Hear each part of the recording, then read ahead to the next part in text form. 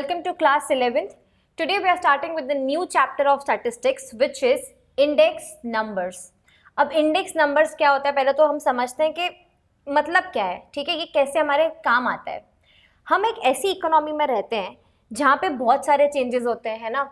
कभी money supply कम है, ज़्यादा है, कभी हमारी इनकम कम ज़्यादा हो रही है, कभी हमारे जो एक्सपेंसेस है वो कभी कम हो रहे हैं, कभी ज़्यादा हो रहे हैं, है ना.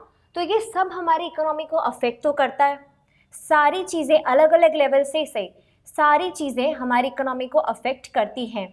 Let it be your income, let it be the price level, let it be the consumption, production, है ना. ये सब चीज़ों पे अफेक्ट आता है.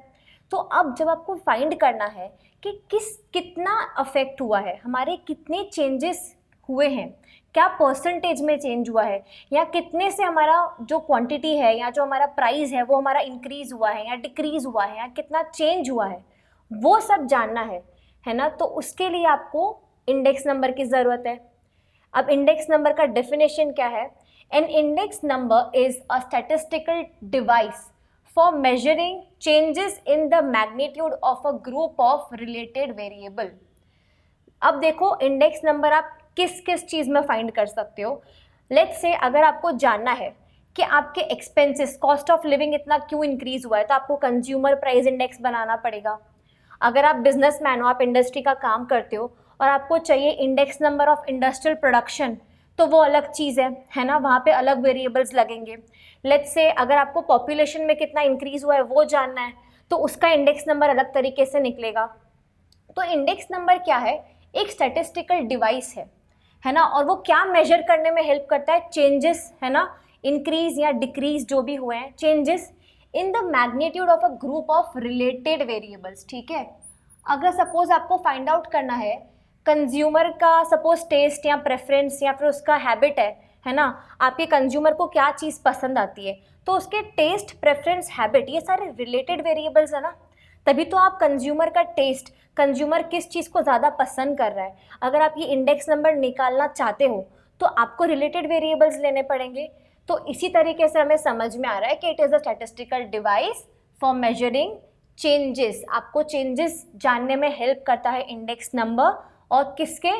ग्रुप ऑफ रिलेटेड वेरिएबल्स के. जिस भी तरीके का इंडेक्स नंबर चाहिए आपको, उसके वेरिएबल्स, रिलेटेड वेरिएबल्स आपके पास में होने चाहिए. इसीलिए हम इंडेक्स नंबर को बैरोमीटर ऑफ इकोनॉमिक एक्टिविटी भी बोलते हैं. ये बहुत काम की चीज़ है. ये आपका बेस फॉर्म करता है जानने के लिए कि आपके हर चीज़ में कितना इंक्रीज़ हुआ है, कितना डिक्रीज़ हुआ है, कितने चेंजेस हुए हैं. Now let us move on to the features of index number. इसके कैरेक्टरिस्टिक्स क्या है वो जानते हैं. फर्स्ट है एक्सप्रेस्ड इन नंबर्स. देखो, इंडेक्स नंबर आप ये तो फाइंड आउट नहीं कर सकते ना कि कितनी क्वालिटी टर्म्स में आप फाइंड आउट नहीं कर सकते, है ना. ऑनेस्टी, इंटेलिजेंस, ये सब नहीं. आपको जानना है नंबर्स में, है ना. आपको जानना है कि प्राइस में कितना चेंज हुआ है, आपको जानना है कंजम्पशन कितना बढ़ा है, क्वांटिटी पहले कितनी परचेज करते थे, अब कितनी परचेज कर रहे हो, है ना. तो ये सब जानने के लिए हम क्वांटिटेटिव टर्म्स में ही डील करते हैं. तो हमारा जो इंडेक्स नंबर है वो भी क्वांटिटेटिव टर्म्स में ही आएगा. ठीक है. तो पहली हमारी हो गई expressed in quantitative numbers, expressed in numbers. Next है रिलेटिव मेजर्स.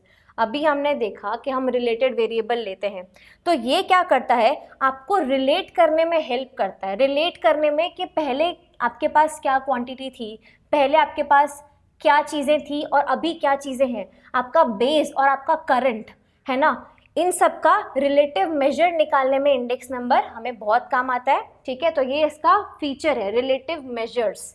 नेक्स्ट है एवरेज ऑफ परसेंटेजेस. ये हम आगे न्यूमेरिकल में भी देखने वाले हैं.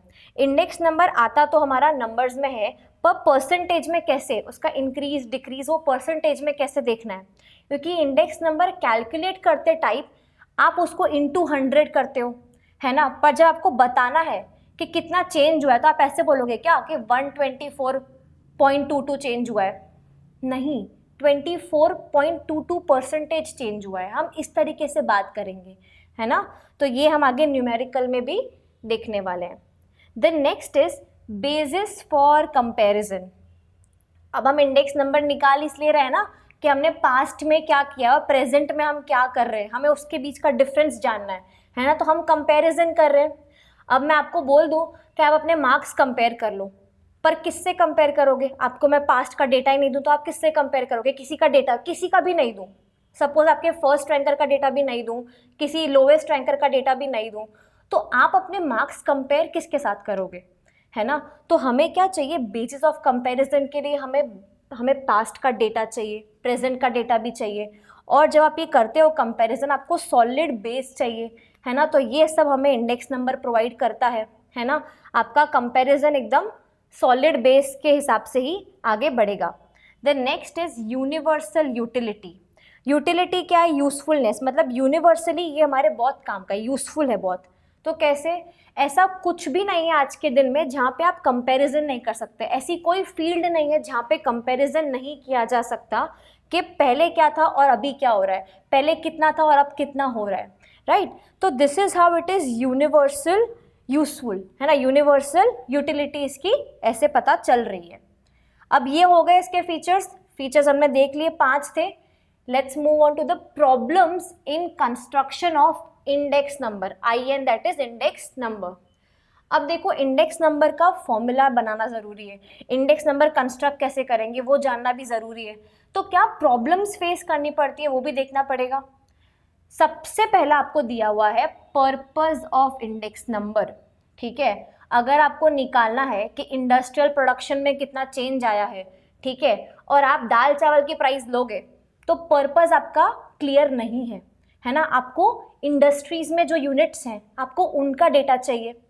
तो इसी तरीके से यहाँ पे बोल रहे हैं कि आपका पर्पस क्लियर होना चाहिए कि आपको एक्चुअली में किस हिसाब का इंडेक्स नंबर निकालना है, आपको किस चीज़ पे, किस फील्ड में आपको इंडेक्स नंबर निकालना है ना। तो उसका पर्पस आपका क्लियर होना चाहिए। The next is selection of base year. अब बेस ईयर क्या है? कोई भी पहले का डेटा तो चाहिए ना। बेस ईयर मतलब आपका कोई ओल्ड डेटा। लेट्स से हमें कंपेयर करना है 2018 या 19 के प्राइसेस को 2002 या 2003 के प्राइसेस से।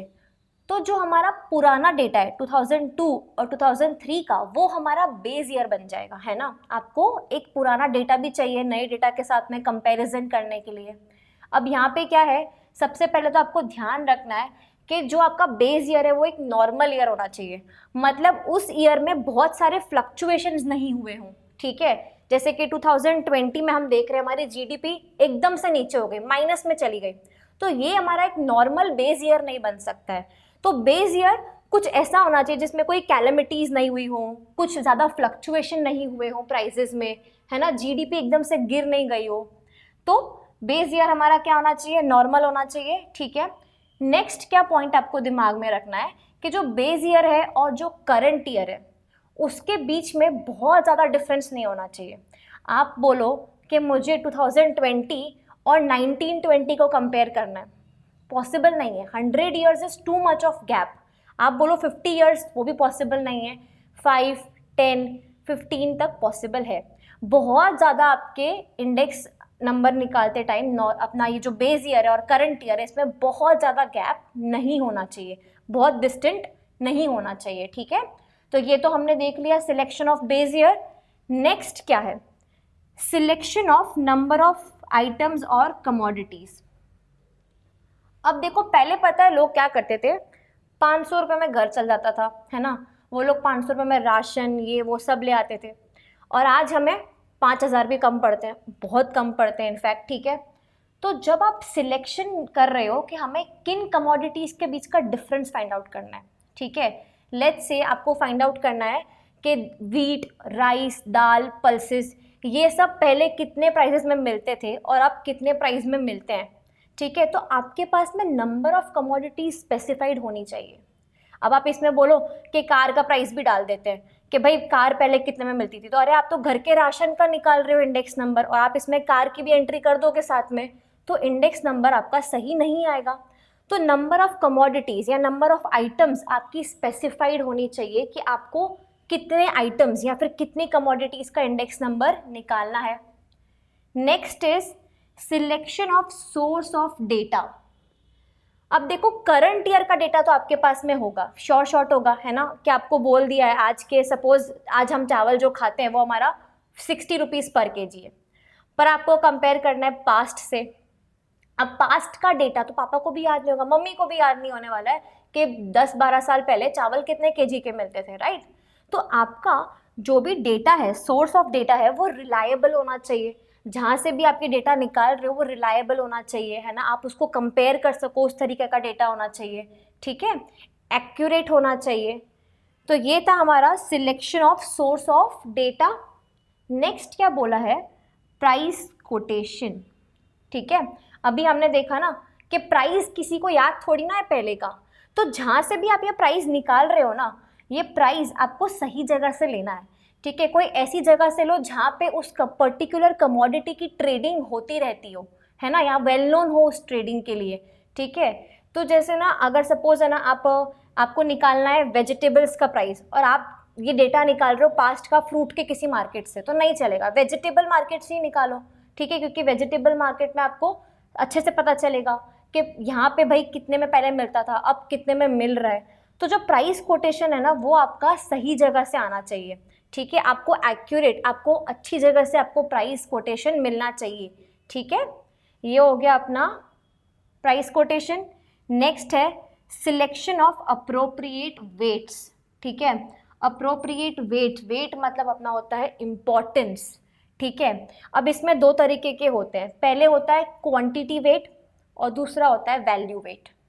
क्वांटिटी वेट मतलब क्या, क्वांटिटी वेट मतलब वो वेट जितना आपने परचेज किया है, जो आपने कंज्यूम किया है, ठीक है। मैं 5 किलो चावल खाती हूँ तो ये मेरा क्वांटिटी वेट हो गया, ठीक है, ये मेरा क्या हो गया, क्वांटिटी वेट। और प्लस जो ये वेट है ये कंज्यूमर टू कंज्यूमर डिपेंड करता है, किसी की फैमिली में 5 केजी चावल लगते हैं, किसी की फैमिली में 20 किलो चावल लगते हैं, ठीक है। तो ये डिपेंड करता है कंज्यूमर टू कंज्यूमर। नेक्स्ट मैंने आपको क्या बोला, वैल्यू वेट। वैल्यू वेट क्या होता है कि आपने कितना आपने एक्सपेंडिचर किया, कितना आपने पैसा खर्च किया एक पर्टिकुलर आइटम पे, ठीक है। जितना ज़्यादा आप एक्सपेंडिचर करोगे उस कमोडिटी की वैल्यू ज़्यादा होगी, उसको वेट ज़्यादा असाइन किया जाएगा, और जितना कम स्पेंड करोगे तो उसको जो वेट असाइन किया जाएगा वो कम होगा, ठीक है। मतलब उसकी वैल्यू वेट मतलब क्या, जितना आपने पैसे खर्च किए उसकी वैल्यू वेट बढ़ गई, पैसे कम खर्च किए तो वैल्यू वेट कम हो गई। तो ये हो गया आपका अप्रोप्रिएट वेट। लास्ट क्या है, सिलेक्शन ऑफ अप्रोप्रिएट फॉर्मूला, ठीक है। अभी आगे हम देखेंगे लास्पियर्स का फॉर्मूला अलग है, पास्चेस का फॉर्मूला अलग है, फिशर्स का फॉर्मूला कुछ अलग है, फिर हम देखेंगे कि ना इंडस्ट्रियल प्रोडक्शन का जो इंडेक्स नंबर निकालना है उसका फॉर्मूला अलग है, ठीक है। फैमिली बजट मेथड देखेंगे, वो सब इतने फॉर्मूलाज देखेंगे, ठीक है। पर आपको कौन सा फॉर्मूला चाहिए, आप किस चीज़ का इंडेक्स नंबर निकाल रहे हो, आपको कौन सा फॉर्मूला चाहिए वो आपको सिलेक्ट करना पड़ेगा ना। अगर आप सपोज निकाल रहे हो फैमिली बजट, आपको निकालना है फैमिली बजट और आप ले लेते हो formula index number of industrial production का, तो गलत हो जाएगा, है ना। अप्रोप्रिएट फॉर्मूला की भी बहुत इंपॉर्टेंस होती है इंडेक्स नंबर कैलकुलेट करते टाइम, है ना। तो देखो अभी हमने पढ़ लिया हमारा meaning, features and problems in the construction of index number. अब देखते हैं टाइप्स ऑफ इंडेक्स नंबर।